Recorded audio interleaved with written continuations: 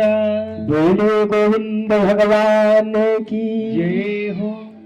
महाराज प्रहलाद जो है नाम कीर्तन करता रहा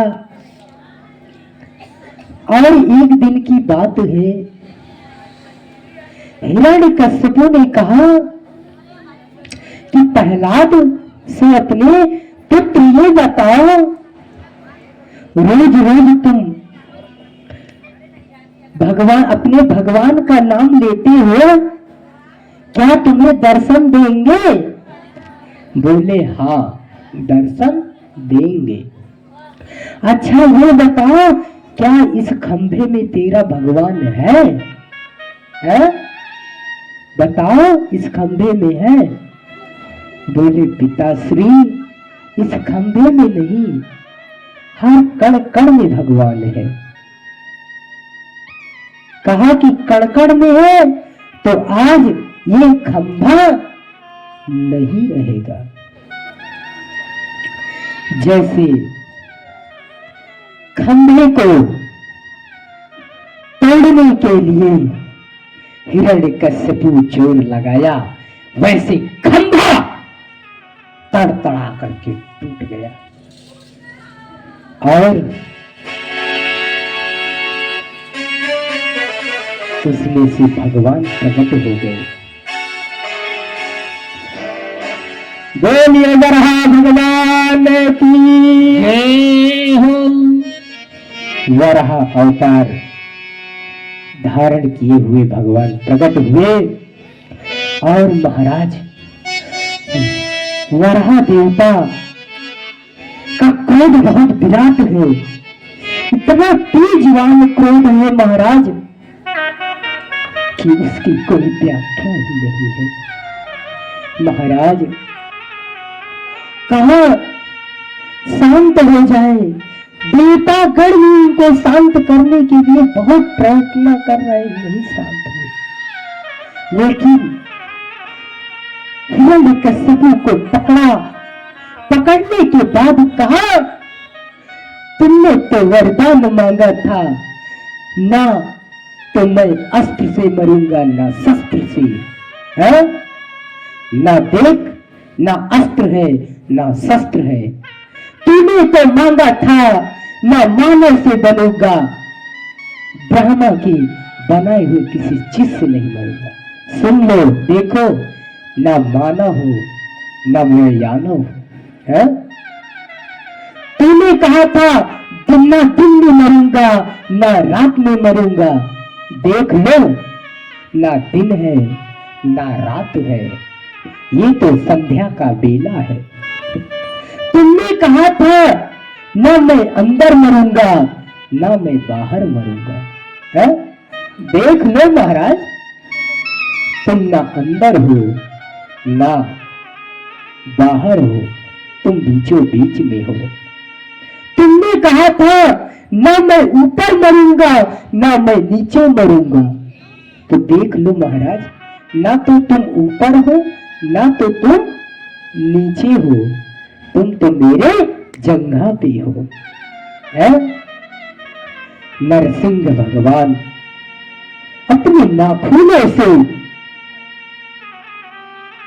उनको इतना बता करके हिरण्यकश्यप को फाड़ दिया, है? हिरण्यकश्यप को फाड़ दिया, लेकिन क्रोध उनका अभी भी विराट है। महाराज उनका क्रोध अभी भी विराट है।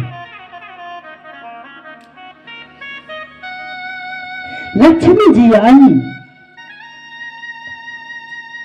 शांत के लिए, देवता गण शांत कर रहे महाराज, लेकिन भगवान शांत नहीं हो रहे हैं। भगवान शांत नहीं हो रहे हैं।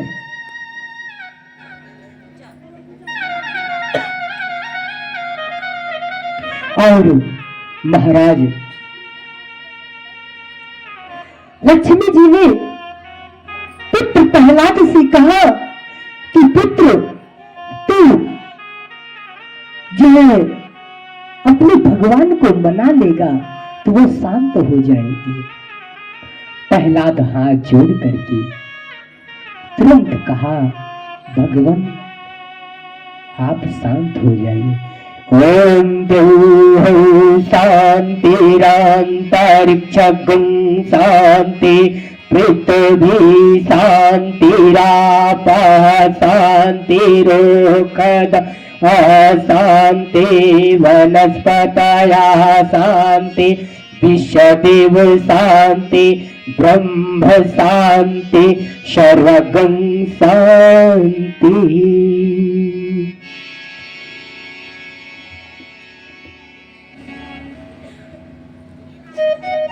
भगवान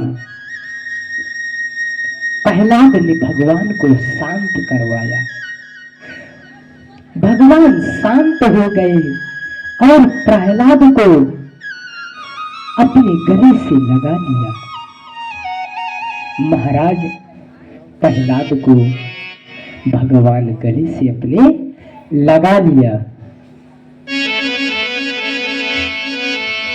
लागी लगनी मत तोड़ना, लागी लगनी मत तोड़ना, हरि जी मेरी लागी लगनी लागी लगनी मत तोड़ना, हरि जी मेरी लागी लगनी मत तोड़ना। ऊपर हाथ उठा करके तालियों के साथ बोलो राधे राधे।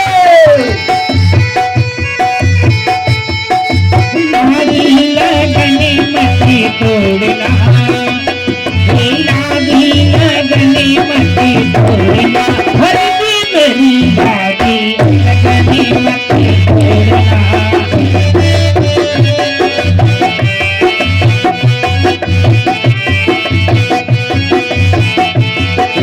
तू ही मेरा सेठ है, तू ही साहूकार है, तू ही मेरा सेठ है, तू ही साहूकार है। ओ प्याजी पे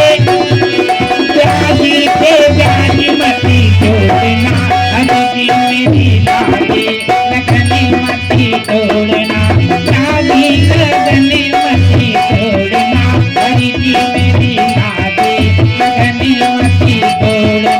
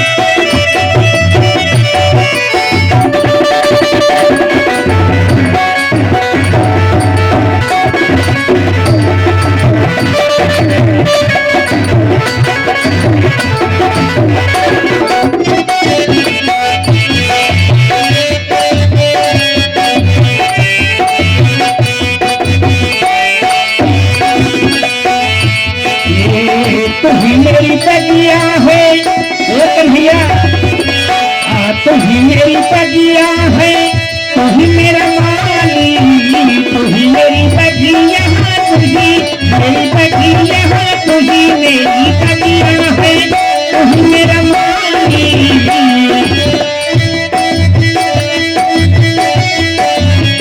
तू ही मेरी बगिया है, तू ही मेरा माली, कच्ची कली मत तोड़ना,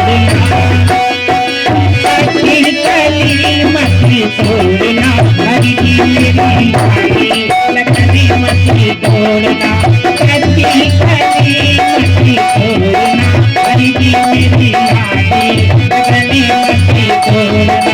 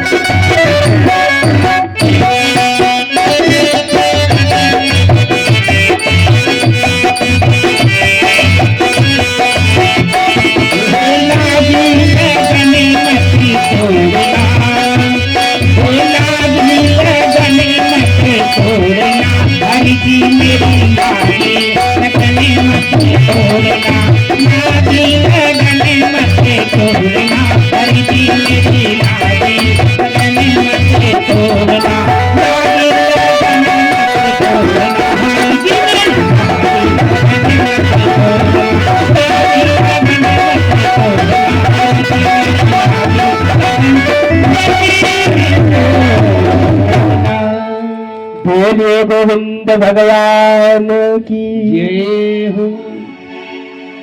प्रहलाद एकदम भगवान को शांत कर दिया। भगवान उनको गोद में बैठा लिए, कहा कि मांगो, तुम क्या मांगना चाहते हो।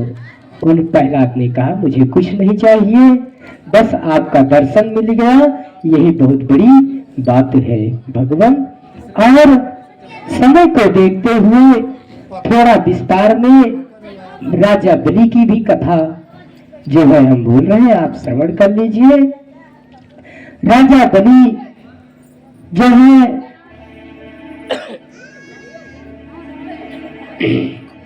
राजा बलि अब जो है प्रहलाद के ही पूर्वज थे, और राजा बलि शुक्राचार्य के रोकने के बावजूद भी छोटे से नारायण वामन अवतार में आए। आने के बाद कहा कि राजा बलि से कहा कि मुझे कुछ चाहिए, क्या तुम दे सकते हो। राजा बलि ने कहा भगवान हे, आप क्या मांगना चाहते हैं। वामन देव ने कहा मैं ज्यादा कुछ नहीं, 3 पग जमीन मांगना चाहता हूं। राधे राधे। मैं 3 पग जमीन मांगना चाहता हूं, बाकी मुझे कुछ चाहिए नहीं। कहा ठीक है, मैं 3 पग जमीन तुमको दे रहा हूं। राजा बलि देने के लिए तैयार हो गए, लेकिन शुक्राचार्य जी मना कर रहे हैं कि जो तुम जमीन देने जा रहे हो, इनको तुम पहचानते नहीं हो कि ये कौन है। अरे सुनो, ये छलिया है, छलिया महाराज, ये छलिया है, ये कोई और नहीं है। राजा बलि ने कहा मैं ब्राह्मण से संकल्प किया हूं, लेकिन देखिए वामन देव ने कहा पहले तो मैं संकल्प लूंगा, पहले तो मैं संकल्प तुमसे लूंगा, तुम्हें संकल्प लेना पड़ेगा। वामन देव अपने जो है कमंडल से जल के लिए निकाल रहे थे, उतने देर में उसमें शुक्राचार्य जी प्रविष्ट हो गए। एक छोटा सा सीख था, उसी सीख से भगवान तो जान लिए, उसी सीख को उसमें डाल दिए, तुरंत वो उसमें से निकल के भगे। और जैसे महाराज भगे तुरंत हाथ में जल लिया, राजा बलि ने जल लिया और वामन देव ने संकल्प दिया। तुरंत इन्होंने संकल्प लिया। संकल्प लेने के बाद भगवान ने, जब संकल्प दे दिया जाता है महाराज, तो वो संकल्प को पूरा करना पड़ता है, ठीक है ना? उस संकल्प को पूर्ण करना पड़ता है महाराज। राजा बलि ने कहा ठीक है, आप 3 पग ले लीजिए। भगवान का इतना विराट रूप हुआ महाराज, इतना विराट कि 3 पग में त्रिलोकी नांग गए, 1-2 पग में त्रिलोकी नांग गए, 1 पग बचा। तो बोले कि राजन ये बताओ अब तीसरा पग हम कहां रखें? राजा बलि ने कहा कि भगवान तीसरा पग आप हमारे सर पे रख दीजिए। इसे सुन करके राजा बलि खूब प्रसन्न हुआ। प्रसन्न होने के बाद उनको जो है अपने वामन देव अपने गले से लगाया। ये रही वामन की विस्तार की कथा। आज की कथा यहीं पर विराम। कल की कथा जो है राम जन्म उत्सव की कथा रहेगी। आप लोग जो है दिव्य भजन का आनंद ले। आनंद लेने के बाद आरती की तैयारी की जा रही है। तिवारी जी जहीं कहीं भी हो या बाबा जी वो आ जाए, आरती की तैयारी करें और आप लोग भजन का आनंद ले। भजन के आनंद के बाद आरती प्रारंभ होगी। क्रमशः लोग आरती लेंगे।